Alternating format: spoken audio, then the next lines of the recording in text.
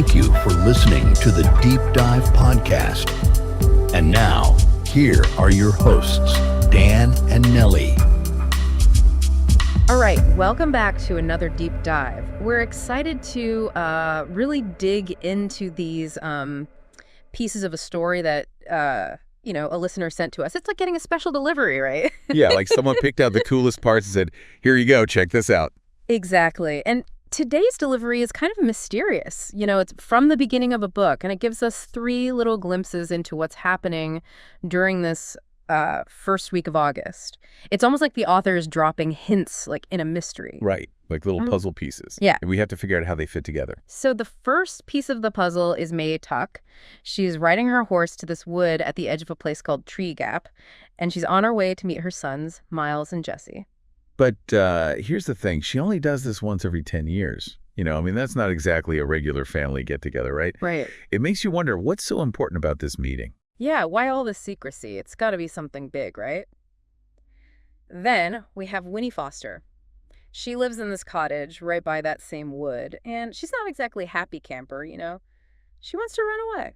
Feels like everyone's always watching her, and she's tired of it. That feeling when you just want to be free and do your own thing. Totally. We've all been there, I think. And then, as the sun goes down, a stranger appears at Winnie's gate. Mysterious stranger alert. Yeah, and he's looking for someone. But, of course, he doesn't say who. It's all very hush-hush. The author's really good at creating that feeling of anticipation. Like, little by little, they're pulling us into the story. It starts with simple things. Someone traveling, a girl who wants freedom, a visitor. But there are all these hints that something more is going on. And it seems like the wood is at the center of everything. The author even tells us that. So what we're going to do today is take a closer look at chapters 2, 3, and 4. We'll see how the author gives us a lot more detail about those 3 little snapshots from the beginning. And we'll talk about how the author uses really vivid descriptions to help us picture everything in our minds, like we're right there in the story. And we'll see how these mysterious circumstances really make us want to keep reading to find out what happens next. Sounds like a plan. Yeah. So let's start with chapter 2 and see what happens when May Tuck sets out on her journey. That brief mention we had about her trip in the beginning. Well, it really opens up into a much clearer picture here. Right. Now we're right there with her. It's dawn, and we're inside the Tuck's house. Tuck is still asleep, and he's dreaming of being in heaven, which makes you think maybe their real life isn't so heavenly, right? Yeah, you got to wonder about that. But May, she's all excited about seeing her sons. It's interesting how different they are in this moment. Tuck's weary and dreaming of peace, and May's full of anticipation. And I really like how the author gives us all those little details about how May gets ready. Like she's putting on 3 petticoats and a skirt, the color of rust, with a big pocket. And then her old cotton jacket and a knitted shawl with a tarnished brooch. I know, it's like we can practically see her putting on each piece. And you can almost hear the sounds, the familiar rustle and creak of her clothes. And Tuck, even though he's asleep, he's so used to these sounds. They're a part of his sleep. It shows us that this routine, this trip she's about to take, it's something that's been happening for a long time. And then there's her music box. Oh, I love this detail. It's painted with roses and lilies of the valley, and the author tells us it's her most prized possession, the thing she treasures most. And she always takes it with her, but this time, she doesn't wind it up before she leaves. She just looks at Tuck sleeping. Ooh, that's a great observation. What do you think that means? Why wouldn't she wind it? I don't know. Maybe she doesn't want to wake Tuck. Or maybe the music is somehow connected to the reason she's going to see her sons. It's like a little mystery within the bigger mystery. It really makes you think. And then we get to see May. She's got a gray brown hair, all wound up in a bun, and she's wearing this blue straw hat with a drooping brim. But here's the really interesting part. The author said she doesn't need a mirror because she hasn't changed how she looks in 87 years. 87 years, that's like forever. Right. That's a huge clue that something is different about May and her family. Something, magical maybe. It takes that first thing we learned about her trip to the woods and adds this whole other layer of mystery. Totally. And when Tuck mumbles in his sleep, better not do that, it makes her journey seem even more secret. And the fact that she only goes to see her sons once every 10 years. Yeah. Well, that just makes us super curious about their story. Yeah, the author's definitely giving us a lot to think about. Okay, so now let's move on to chapter 3 and see what Winnie is up to. The whole feeling of the story changes here, wouldn't you say? Yeah, for sure. Goes from this quiet, peaceful morning with May to the middle of a scorching hot day with Winnie, and she is just bursting with impatience. Right. You can almost feel the heat and stillness. The author uses the weather to show us how Winnie is feeling trapped and restless. We find her sitting on the prickly grass inside her fence, talking to a toad. Talking to a toad? I mean, you got to feel a little sorry for her, right? Even a toad seems like a better companion than the people she's stuck with. Yeah, she's lonely and bored. I mean, think about it. She's tossing pebbles at little bugs. You know, kids do that when they have nothing else to do and are just desperate for some excitement. Exactly. And then there are all these interruptions. Her grandmother calls out, "Winifred, don't sit on that dirty grass." And then her mother chimes in, "Come inside now, Winnie. You'll get too hot." It's like, come on, give the girl a break. But it really shows us what Winnie's talking about. Everyone's always on her case, telling her what to do, and she has absolutely no freedom. Makes her wanting to run away seem totally reasonable. I think we can all relate to that feeling of wanting to make our own choices, right? And then there are those little details that show us how much Winnie wishes things were different. Like, she imagines having a whole new name, and she thinks about keeping the toad as a pet. It's so sweet and innocent. It really highlights that yearning for a different life, one where she's not constantly being watched and controlled. This chapter takes that second piece of the puzzle, Winnie wanting to run away, and shows us all the reasons behind it. We see how trapped she feels by all the rules and expectations, and then, at the end of the chapter, she tells the toad, "I will, though, you'll see. Maybe even first thing in the morning while everyone's still asleep." Ooh, that's a cliffhanger.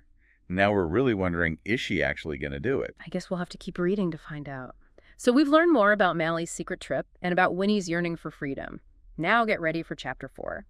This is where the mysterious stranger makes his grand entrance.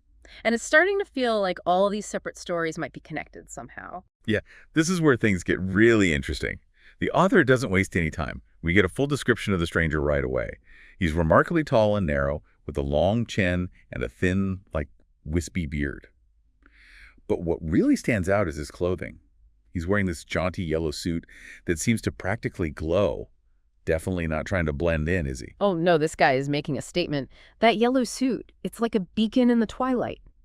And it's not just his clothes, it's how he moves. He's constantly in motion, like tapping his foot, twitching his shoulder.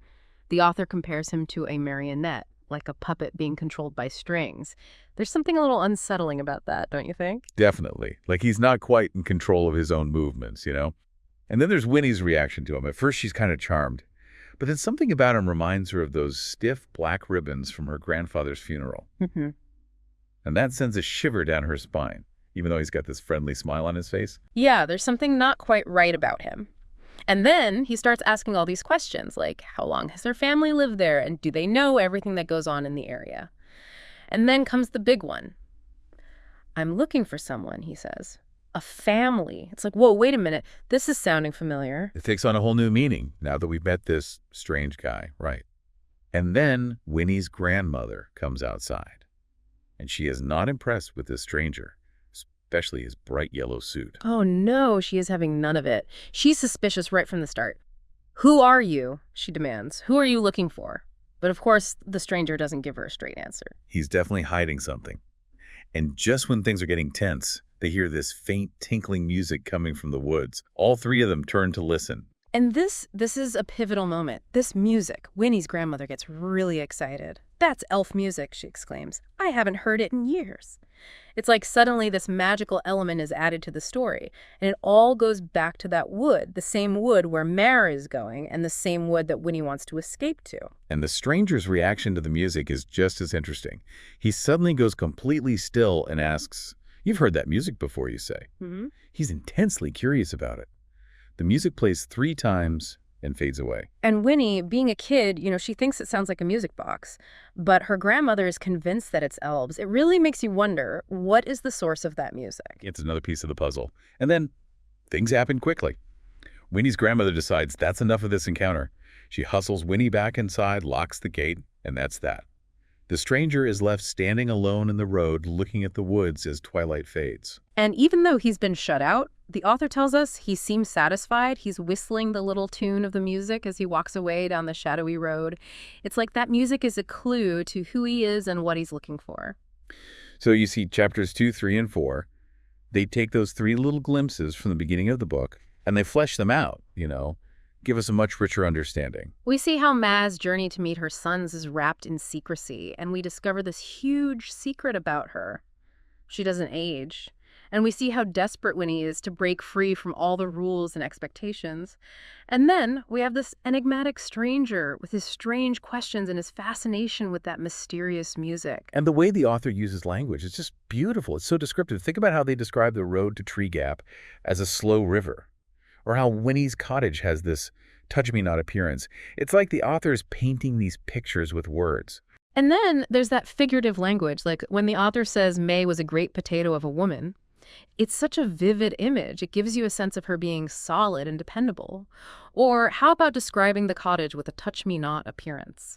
It's not just saying it was private. It makes it sound almost unfriendly. Exactly. The author is a master of language, Mm-hmm. And what really hooks us as readers are all the unanswered questions. Why is May's meeting with her sons such a big secret? Why does it only happen once every 10 years? Will Winnie actually run away? Who is this stranger, and what is he really looking for? And what's the significance of that strange music? So many mysteries. So many questions. And that's what makes a good story, right? It leaves us wanting more. Here's something to ponder as you continue reading. Do you think these 3 events, May's trip, Winnie's desire to run away, and the stranger's arrival, are just random happenings? Or could they be connected somehow? What role could that mysterious music play in all of this?